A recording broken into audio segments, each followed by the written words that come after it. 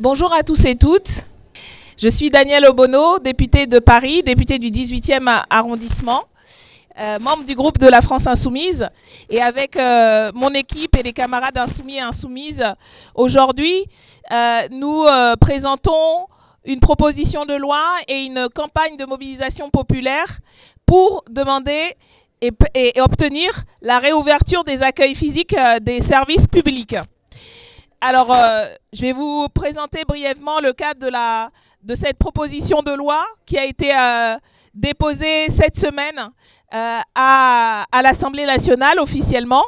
C'est une proposition de loi qui fait suite à de nombreuses interpellations dans le 18e, notamment d'associations, mais aussi d'habitants et d'habitantes. Mais donc c'est à la suite de ces interpellations sur les difficultés rencontrées par les habitants et les habitantes qui trouvaient de plus en plus porte close dans les services publics pour de nombreuses raisons et globalement qui se résument à la politique de restriction des dépenses publiques et donc de fermeture des guichets d'accueil et de non-recrutement de fonctionnaires.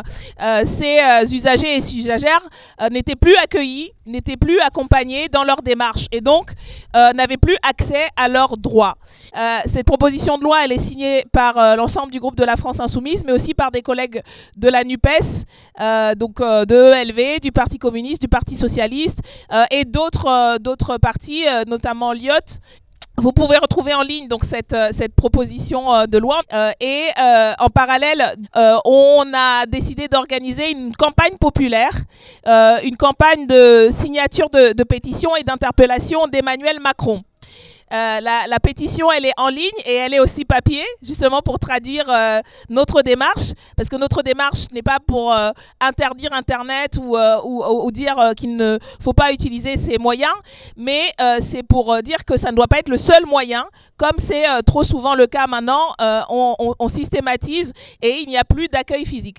Donc on a la pétition en ligne, on l'a aussi en papier et l'envoi de cartes postales permet aussi, je crois, d'interpeller le président de la République. Et on vous propose de mettre un petit mot, un exemple de ce qui vous est arrivé ou de ce qui est arrivé à d'autres que vous connaissez, de cette difficulté-là d'avoir accès aux droits, d'avoir accès aux services publics. On commence aujourd'hui à faire cet événement. Il va y en avoir d'autres dans le 19e, dans Paris et à travers le pays.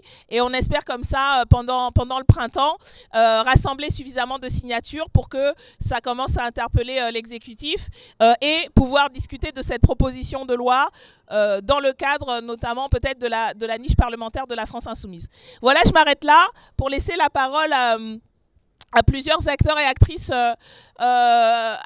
d'associations, d'usagers qui voilà, vont expliquer pourquoi elles participent et ils participent de la campagne. En tout cas, on a travaillé avec de nombreuses associations qui sont aussi mobilisées sur ce sujet.